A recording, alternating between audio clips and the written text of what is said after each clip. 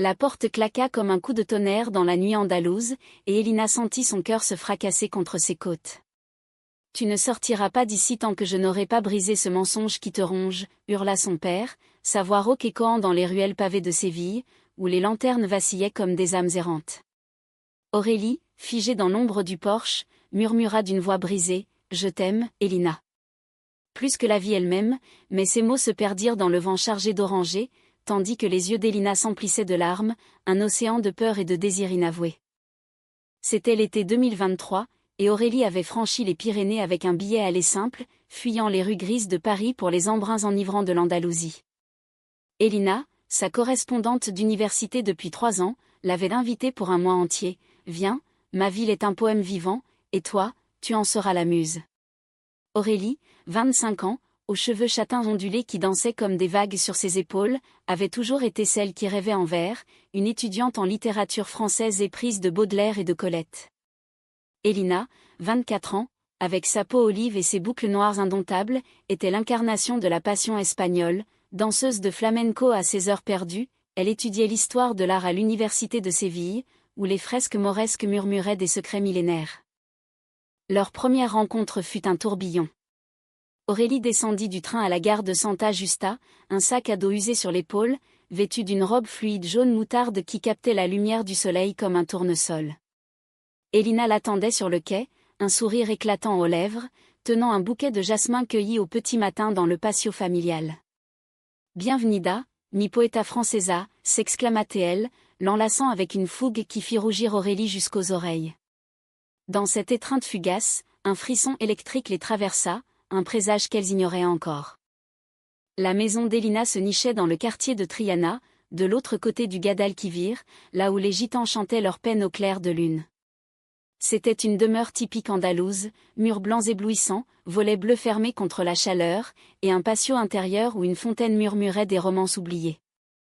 Le père d'Elina, don Carlos, un veuf quinquagénaire aux tempes grisonnantes et au regard d'acier forgé par des années de commerce de vin chéri, régnait sur ce royaume avec une autorité patriarcale. Sa femme était morte en couche 10 ans plus tôt, emportant avec elle une douceur que Carlos n'avait jamais recouvrée.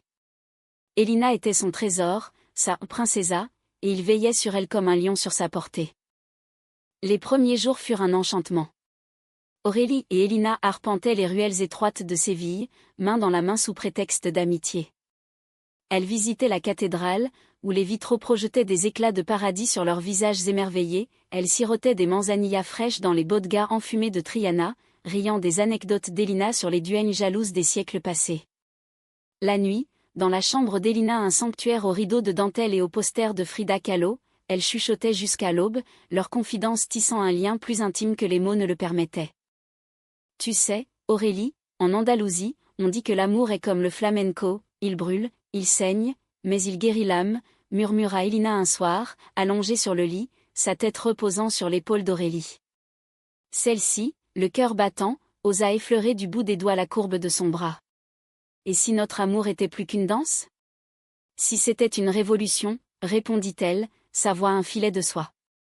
Leurs regards se croisèrent, et dans cet instant suspendu, le monde s'effaça. Leurs lèvres se frôlèrent, timides d'abord, puis affamées, comme si elles avaient attendu ce baiser toute une vie. C'était le début d'un feu qui consumerait tout sur son passage. Mais don Carlos observait.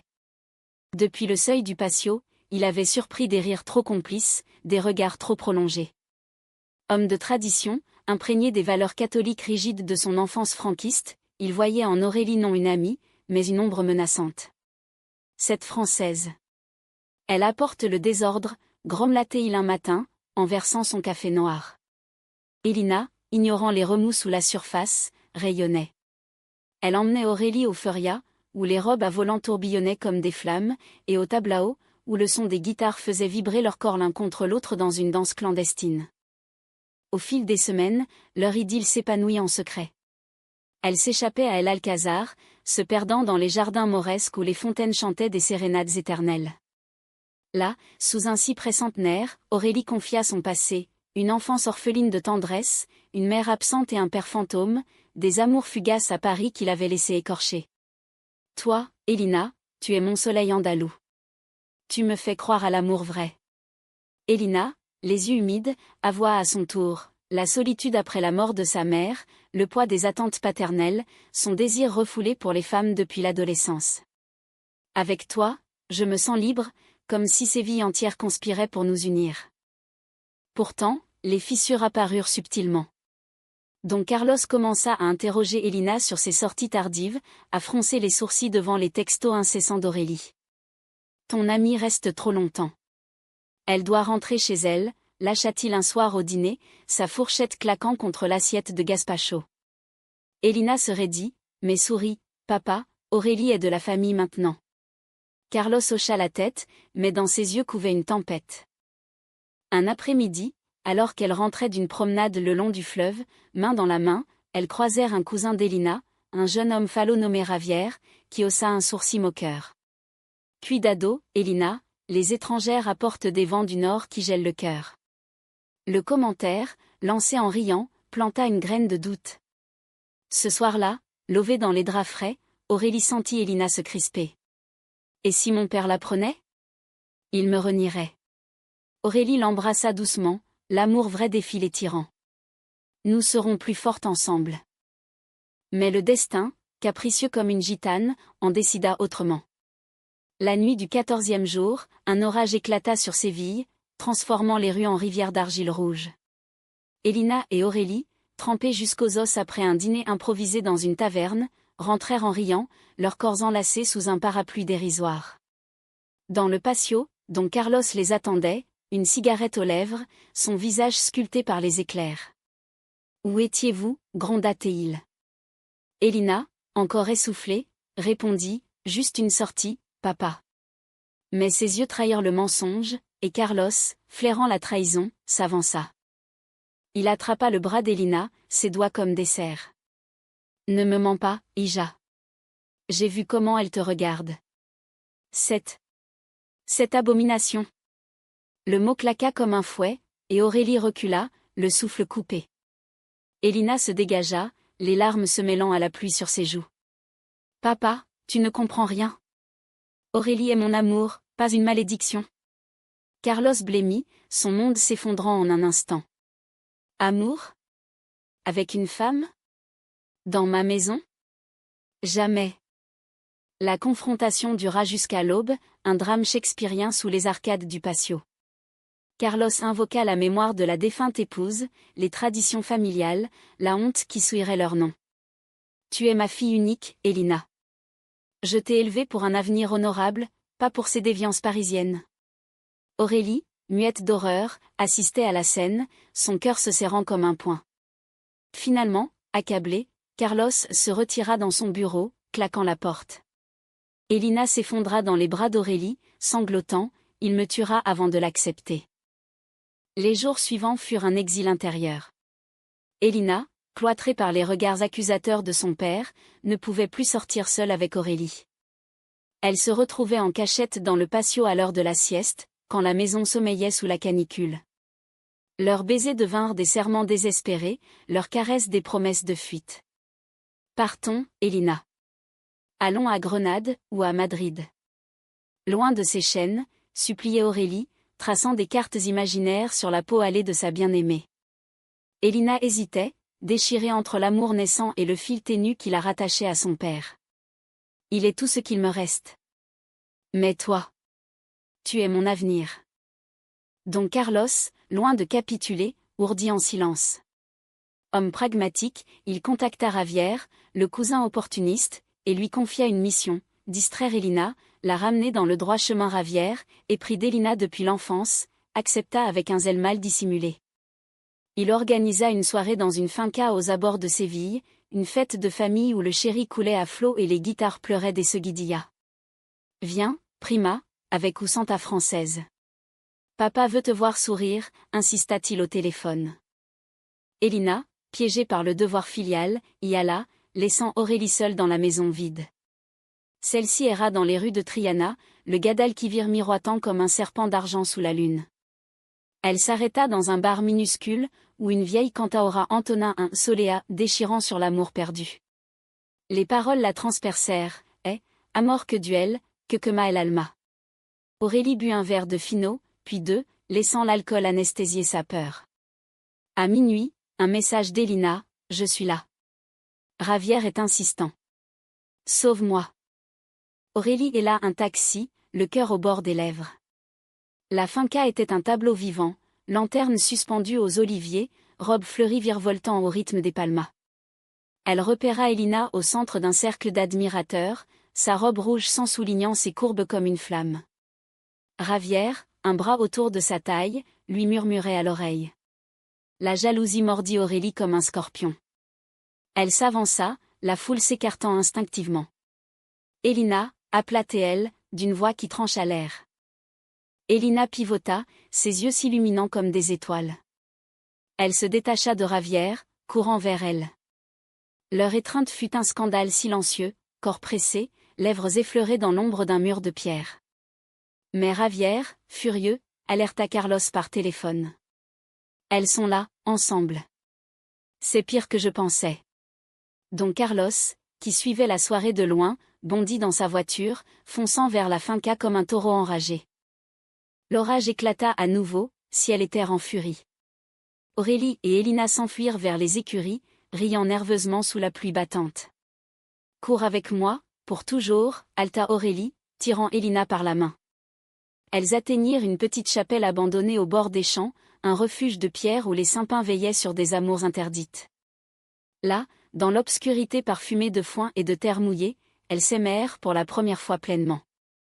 Les corps entrelacés, les souffles mêlés, elles défiaient le monde, un ballet de tendresse et de passion, où chaque caresse effaçait un peu plus les ombres du passé. À l'aube, épuisées et comblées, elles rentrèrent en stop, ignorant que Carlos les pistait. Il les surprit dans le patio, encore imprégné de l'odeur de la nuit. « Espèce de sorcière » rugit-il à Aurélie, la poussant violemment contre le mur. Elina hurla, s'interposant, « Arrête. C'est moi qui l'aime. » Le choc fut brutal, Carlos, les traits tordus par la rage, gifla sa fille pour la première fois de sa vie. Le silence qui suivit fut plus assourdissant que l'orage. Aurélie, le souffle rauque, ramassa ses affaires cette nuit-là.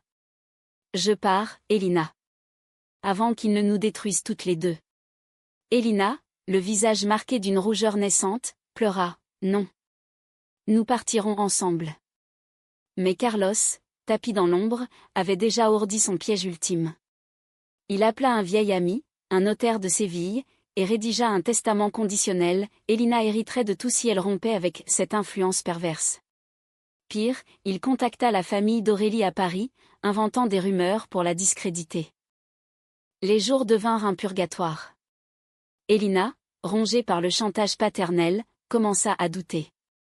Javier, profitant de la faille, l'emmenait en promenade innocente, semant des graines de normalité.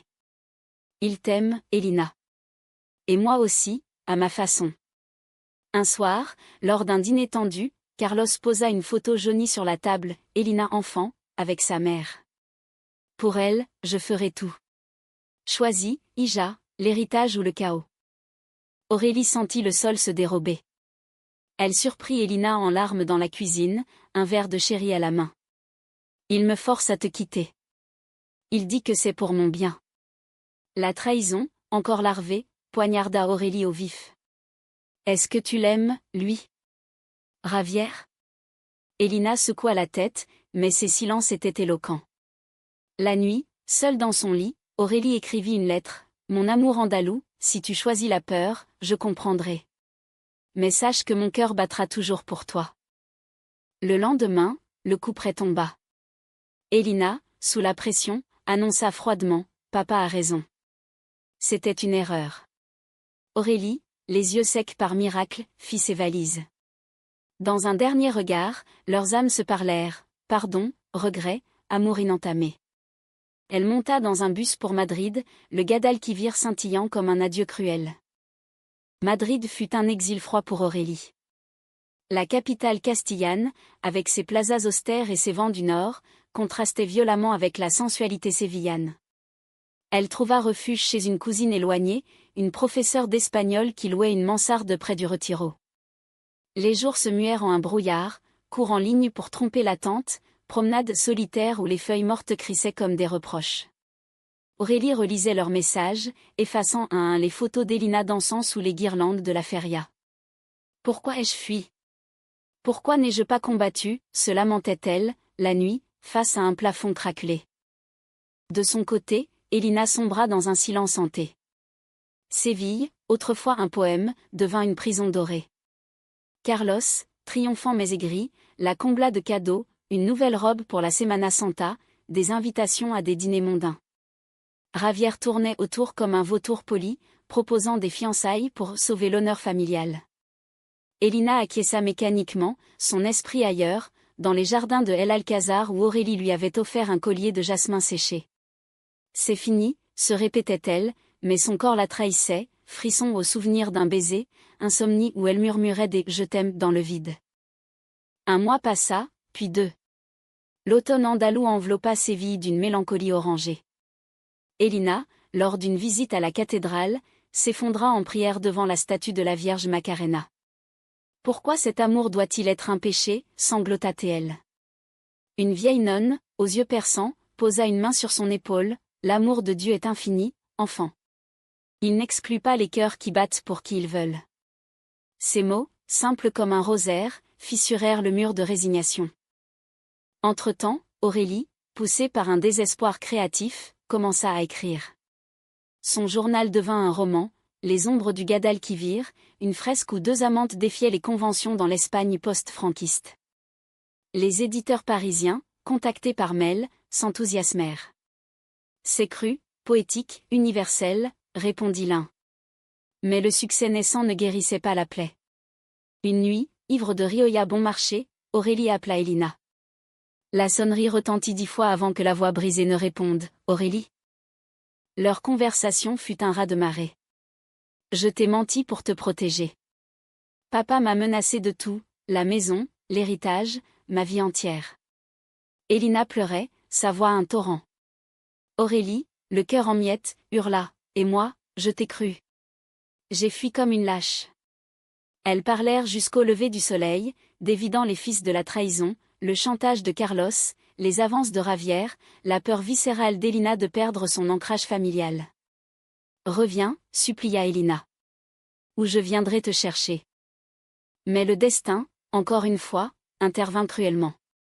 Javier, ayant intercepté le coup de fil via un mouchard familial, alerta Carlos.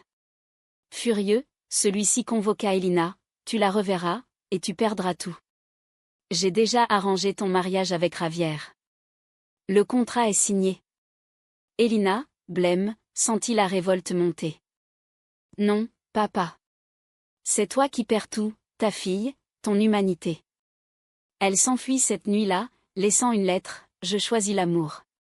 Pardonne-moi. » Elle prit un train pour Madrid, le cœur battant la chamade.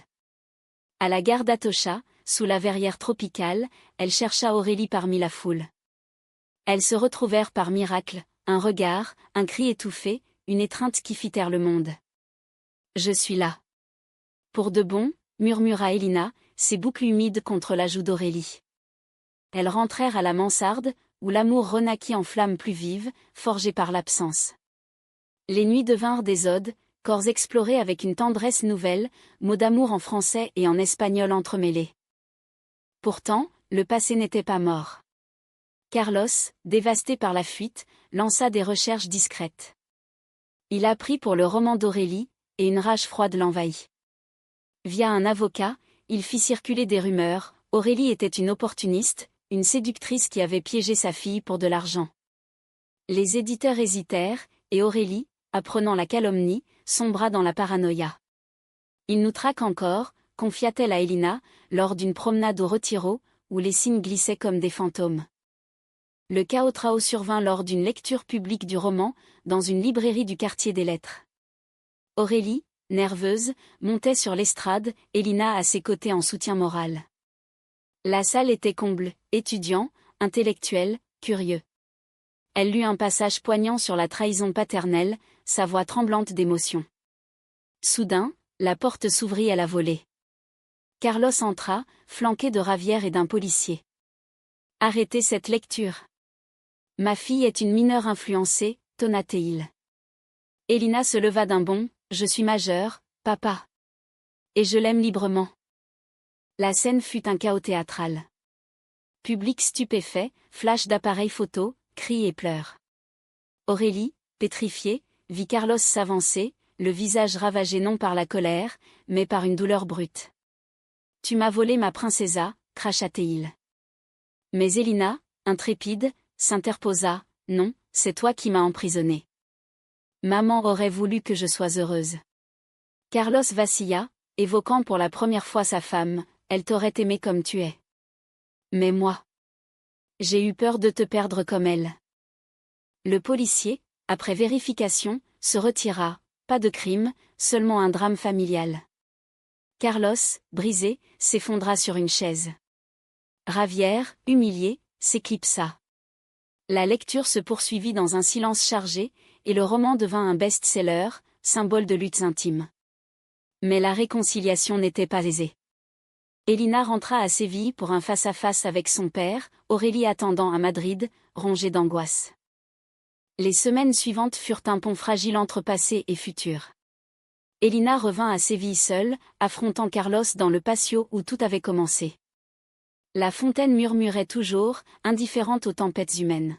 « Papa, écoute-moi. Aurélie n'est pas une voleuse d'âme. Elle est ma moitié. » Carlos, vieilli de 10 ans en un mois, versa un chéri pour 2. « J'ai cru protéger notre lignée.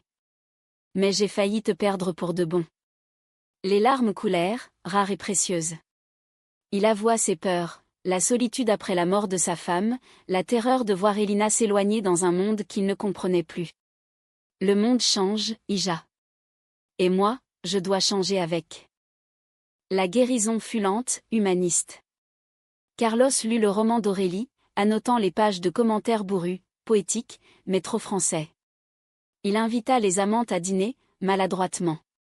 La première fois, le silence pesait comme un linceul, rompu par des questions hésitantes. « Comment vous êtes-vous rencontrés ?» Au fil des repas, les rires revinrent, timides. Carlos offrit à Aurélie une bouteille de sherry millésimée, pour laver les amertumes. Elina, entre deux mondes, rayonnait, son père apprenait l'empathie, et son amour, la patience. Elles décidèrent de s'installer à Séville. Aurélie, promue par son succès littéraire, enseigna la littérature française à l'université. Elina reprit ses études, intégrant des thèmes queer dans ses recherches sur l'art mauresque. Leur appartement, un duplex dans Santa Cruz, devint un havre, balcon fleuri de bougainvilliers, livres entassés comme des tours d'ivoire, et nuit où le flamenco se muait en berceuse amoureuse. « Nous avons survécu à la trahison, au feu, à la peur », murmurait Aurélie, enlacée contre Elina sous les étoiles. Un an plus tard, lors de la feria d'avril, Carlos les surprit par un geste inattendu. Au milieu de la foule en liesse, il tendit à Elina une bague ancienne, celle de sa mère. Pas pour un mariage conventionnel, mais pour sceller ton bonheur. Et le mien, de te voir libre.